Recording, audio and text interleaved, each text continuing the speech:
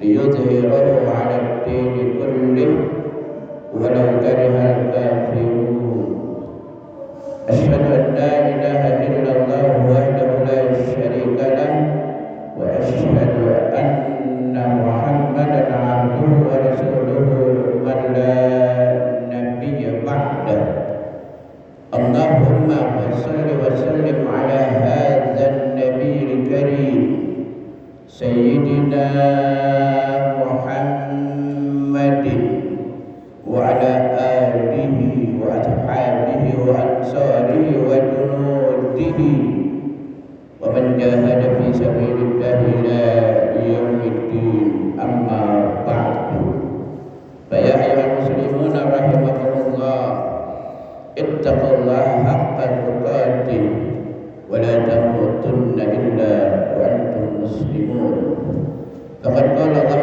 تعالى في القرآن الكريم أعوذ بالله من الشيطان الرجيم بسم الله الرحمن الرحيم يا أيها الذين آمنوا اتقوا الله حق تقاته ولا تموتن إلا وأنتم مسلمون فقد قال رسول الله صلى الله عليه وسلم عن أبي هريرة رضي الله عنه قال قال رسول الله صلى الله عليه وسلم إذا مات ابن آدم انقطع عمله إلا من ثلاث صدقة جارية أو علم ينتفع به متفق عليه صدق الله وصدق رسول الله صلى الله عليه وسلم Ma'asyiral muslimin hadirin jamaah salat Jumat yang dimuliakan Allah Subhanahu wa taala. Syukur alhamdulillah kita panjatkan kehadirat Allah Subhanahu wa taala yang telah memberikan begitu banyak nikmatnya kepada kita sekalian. Di antara nikmat-nikmat tersebut yang paling utama adalah nikmat iman, nikmat Islam, dan juga nikmat panjang umur, nikmat kita masih bisa bernapas, bisa meluangkan, melapangkan waktu kita untuk kita hadir, untuk kita mendatangi masjid, kita melaksanakan salah satu kewajiban kita yakni salat Jumat berjamaah. Semoga segala amal ibadah kita baik yang wajib maupun yang sunnah yang sudah kita kerjakan, yang sedang kita kerjakan, yang akan kita kerjakan semuanya diterima dan dapat ridho dari Allah Subhanahu wa taala. Amin ya rabbal alamin. Salawat serta salam tak lupa pula kita sampaikan kepada Nabi kita Muhammad sallallahu alaihi wasallam, pada keluarganya, pada sahabatnya, dan juga para pengikutnya ila yaumiddin. Bapak-bapak ma'asyiral muslimin yang dimuliakan Allah Subhanahu wa taala. Di dalam riwayat dijelaskan oleh Rasulullah sallallahu alaihi wasallam, ada bapak dan ibu sudah masuk surga sesuai dengan ibadah dia yang merasa pas-pasan dimasukkan ke surga yang mungkin menurut kita kelas ekonomi. Itu sudah alhamdulillah. Suatu saat tiba-tiba datang malaikat menjemput dia. Diajaklah bapak dan ibu ini. Mau kemana ya malaikat? Ikut saja, ini perintah Allah. Diajaklah dia terus jalan di surga. Jalan punya jalan, tengok kiri kanan, kok semakin nikmat, semakin indah, semakin nyaman tempatnya. Wahai malaikat, aku mau dibawa kemana? Ikut aja. Ikut-ikut, akhirnya disuruh masuk ke tempat surga yang begitu nikmat, yang melebihi nikmat sesuai dengan ibadah dia yang ketika pertama dia masuk. VIP. Bapak ibu orang ini nggak percaya. Wahai malaikat, amal ibadah saya waktu di dunia enggak segini-gini banget. Kok saya bisa masuk ke surga yang VIP? Kata malaikat apa? Haza li du'aihi listighfari waladika laka. Ini adalah doa dan istighfar anak bapak dan ibu. Ma'asyiral muslimin yang dimuliakan Allah Subhanahu wa taala. Dalam riwayat lain ketika di padang mahsyar, seorang bapak ibu suatu saat terkadang dia gembira. Dia senang karena apa? Karena ditampilkan video-video, ditampilkan ya kan video call anaknya yang di dunia yang ditinggalkan ada 4, 5, 3 orang sekian. Anaknya rajin ibadah, rajin sholat, selalu berbuat baik. Dia tidak berdoa saja, pahala itu mengalir. Si bapak ibu senang melihat anaknya yang rajin sekolah, yang rajin sholat, rajin ibadah, rajin berbuat baik. Tidak percuma saya tinggalkan anak saya didik dengan baik. Alhamdulillah. Sekarang mereka di samping mereka berusaha mencari dunia, tidak lupa untuk mencari akhirat dengan rajin ibadah. Tapi di balik itu ada orang yang ketika ditampilkan perbuatan anaknya di dunia, bapak ibunya ada di kubur di padang mahsyar menjerit-jerit, menangis teriak. Ada apa ini? Ternyata ditampilkan video call oleh malaikat. Ya Allah, jangan matikan dulu anak saya ya Allah. Berikan kesempatan kepada anak saya untuk bertobat ya Allah. Saya nggak kuat menanggung resiko perbuatan dosa. Sudah sholat tidak tapi berbuat maksiat, berbuat dosa. Ya Allah, jangan matikan dulu anak saya ya Allah. Ma'asyiral muslimin yang dimuliakan Allah Subhanahu wa taala. Inilah pentingnya anak soleh dan solehah, anak yang baik. Maka itu Rasulullah dalam hadis yang tadi saya bacakan, an Abi Hurairah radhiyallahu anhu qala Rasulullah sallallahu alaihi wasallam, idza mata ibnu Adam in qata'a amaluhu illa min salasin. Shadaqatin jariyatin wa ilmin yuntabu bihi aw waladin shalihin yad'ulah. Muttafaqun alaih. Riwayat Muslim, Bukhari Muslim. Sahih hadis ini.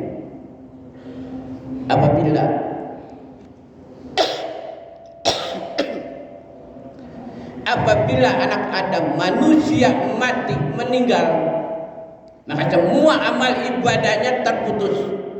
Kita udah nggak sholat lagi, nggak puasa lagi, nggak zakat lagi, yang mampu nggak pergi haji, nggak umroh lagi, putus semua. Tapi ada 3 amalan kita yang kita kerjakan, yang kita laksanakan, yang kita usahakan di dunia. Ketika kita meninggal, ketiga pahala itu terus ditransfer ke kubur kita. Apa itu? Shadaqatin jariyatin, sedekah jariyah. Rasulullah menggunakan isim nakirah. Kalau pakai tantintun anhinun itu namanya maknanya umum. Isim nakirah yang pakai depannya al itu isim ma'rifah khusus. Dalikal kitabu, kitab ini apa? Al-Quran, karena pakai alif lam. Jadi sedekah jariyah, sedekah apa saja selagi itu baik untuk kepentingan umat, untuk kepentingan manusia, untuk kepentingan orang banyak, apalagi untuk kepentingan agama, apalagi untuk kepentingan Islam. Sekecil apapun juga itu akan pahalanya mengalir ke kubur kita.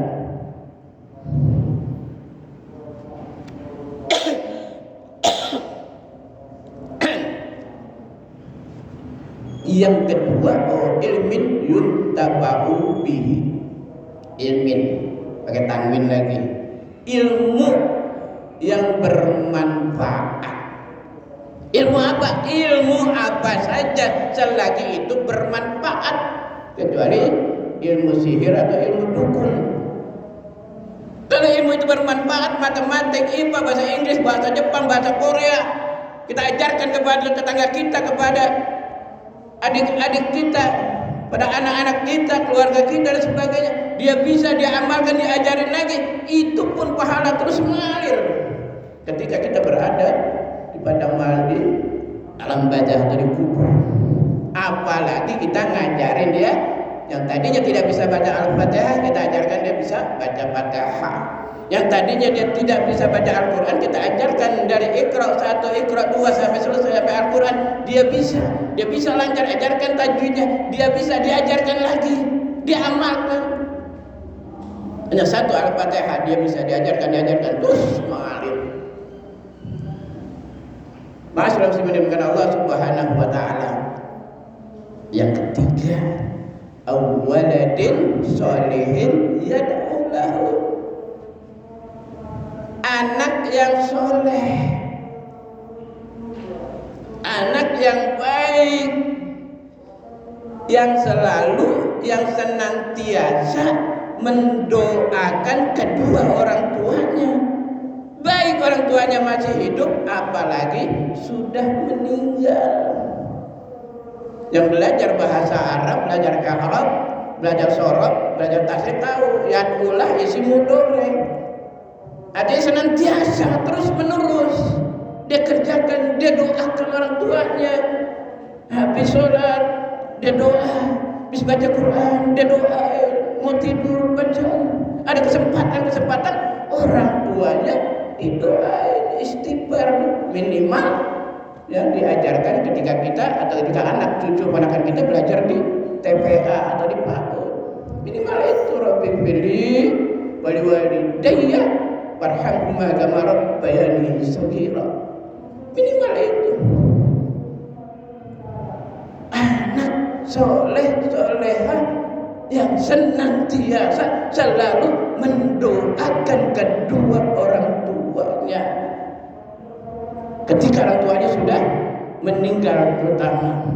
Mohon maaf ya kan? Mungkin orang tua kita selama hidupnya jarang sholat, jarang ibadah, tapi masih muslim, masih mukmin. Kecuali dia kafir, kecuali dia non muslim. Kita doain, bisa itu dia masuk ke surganya Allah. Lidu'ai au listighfari waladika laka. Ma'asyiral muslimin yang dimuliakan Allah Subhanahu wa taala. Siapapun kita, muslimkah, non muslimkah, kafirkah, kalau ditanya ingin anaknya menjadi anak yang soleh atau solehah, bahasa kitanya anak yang baik. Mana buktinya? Ketika ada acara pernikahan ijab kabul, di situ keluar doa-doa, baik sebelum apalagi setelah akad nikah, baik acara serah terima, MC, ustadznya maupun KUA-nya. Apa doanya? Semoga kelak jika diberikan anak, jadi anaknya anak yang soleh atau solehah. Itu sudah pasti. Cerita singkat, mengandunglah si istri, usia 4 bulan, 7 bulan, diundang lagi kita pada tetangga. Kadang 7 bulan itu 4 bulannya.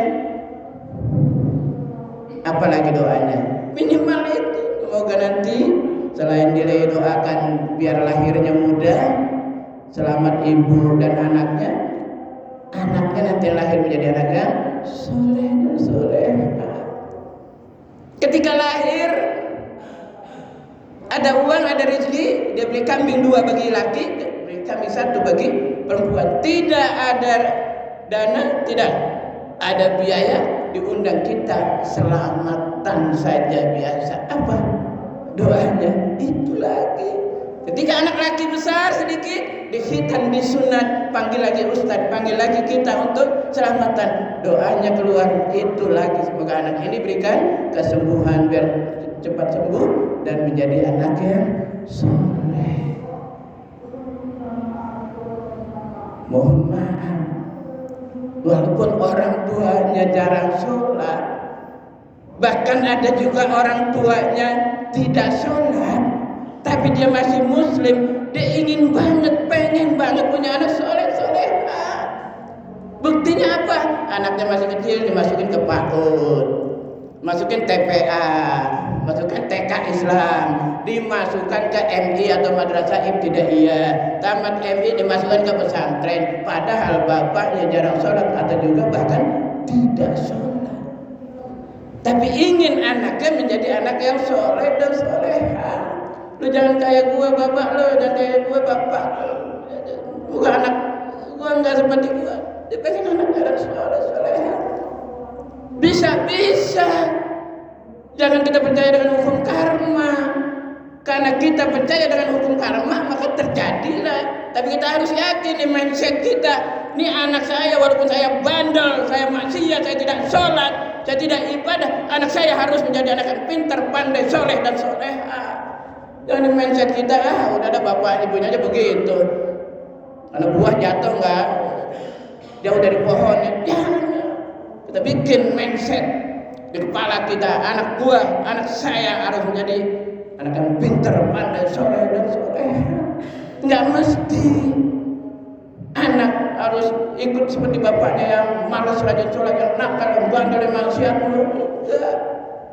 Maka itulah kita ingin anak soleh dan soleha. Ini pengalaman teman saya, usia di bawah saya sedikit gak jauh. Masih mudanya mabuk mulu, mabuk udah kelas berat, bisa 3-4 hari itu dia nggak sadar. Kalau ada temannya ngajak dia mabuk, ini temannya pada kabur, nggak mau. Kenapa? Kalau dia mabuk sampai dia sadar, kalau belum sadar nggak boleh pergi. Dia juga berpikiran, ntar kalau gua nikah, anak gua kayak gua ntar.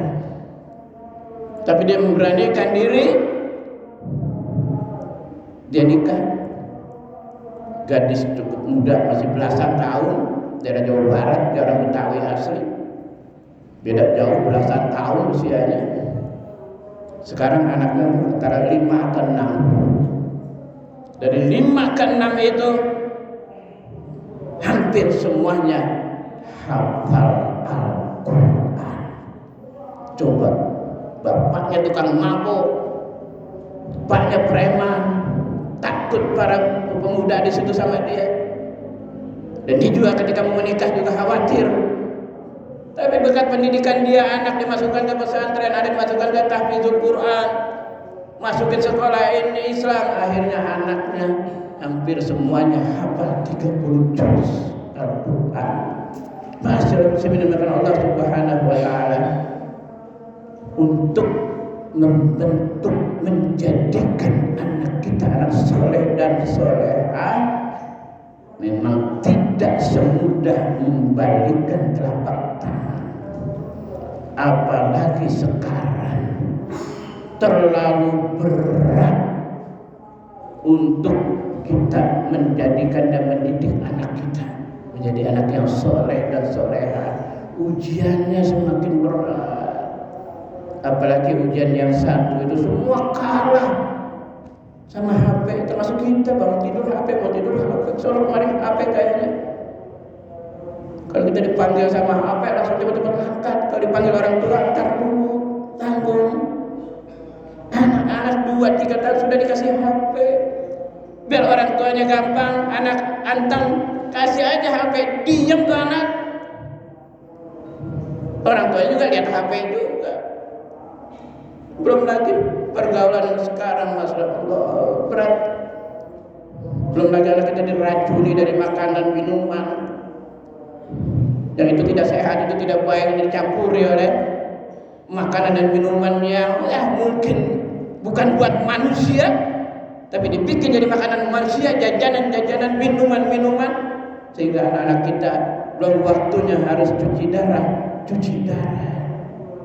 Jalan ginjal, rumah sakit semakin banyak, tapi yang sakit pun juga semakin banyak. Banyak makan minum manis jadi diabetes. Dulu orang tua kita minumnya manis, nggak ada yang diabetes. Saya orang Betawi, minum orang tua saya dulu, manisnya kayak madu, tehnya hitam. Jawa Tengah pun demikian juga. Ketika kita disuguhin minumnya manis banget, gelasnya kecil tapi gulanya mungkin 2 sendok makan, nggak ada yang diabetes. Tapi sekarang tadinya gemuk, kita lihat, nah lu kurus sekarang, kurusnya juga kering beda, ini diabetes. Tensi ke darah tinggi, kolesterol, asam urat, ini penyakit orang tua. Termasuk saya juga, tiap bulan kontrol. Yuk, untuk anak-anak kita menjadi anak yang soleh dan soleha, sekuat tenaga kita, sebisa kita. Anak nakal tetap kita ajak, anak nggak mau sholat tetap kita ajak sholat. Kalau nggak mau udah urusan dia. Penting kita udah ajak, kita sudah suruh dan kita doakan. Ketika nanti di padang mahsyar, kenapa kamu nggak sholat? Bapak nggak diajarin bapak saya, bapak ibu dipanggil, udah ajarin, udah, sudah diajak, udah, sudah disuruh, sudah. Bapak ibu tidak bertanggung jawab. Kata Nabi Nuh, innahu min ahli, Kan'an itu anak saya ya Allah. Kata Allah, innahu laisa min ahli. Ya kan? Kan'an bukan anak kamu soleh. Kenapa? Amalun ghairu soleh. Dia beramalnya ngikutin orang-orang yang bukan orang soleh, orang ahli ibadah, bukan anak kamu, padahal anak kandungnya. Nah itu perlunya kita suruh, kita ajak, kita dekati. Yang masih punya anak kecil, balita, jangan sering dimarahin. Salah dikit, salahin kita peluk, sering kita peluk anak kita. Walaupun sudah besar juga, sudah SD, SMP, laki perempuan, kita peluk. Itu akan energi, akan merangsang ke tubuhnya menjadi lebih semangat dan lebih positif. Semoga Allah memberikan kepada kita anak-anak kita anak soleh dan soleha, dan selalu mendoakan kita sehingga kita sebagai orang tuanya akan mendapatkan, akan menikmati doa dan istighfar dari anak kita. Auzubillahi minasyaitonirrajim. Bismillahirrahmanirrahim. Wa na'asyi'inna al-insana lafi khusr illa alladziina amanu wa amilus solihati wa tawassaw bil haqq wa tawassaw bis sabr. Barakallahu li wa lakum fil Qur'anil Karim wa nafa'ani wa iyyakum bima fihi minal ayati wa dzikril hakim. Aqulu qawli hadza astaghfirullahal azim li wa lakum li sa'iril muslimin wal muslimat wal mu'minina wal mu'minat fastaghfiruhu innahu huwal ghafurur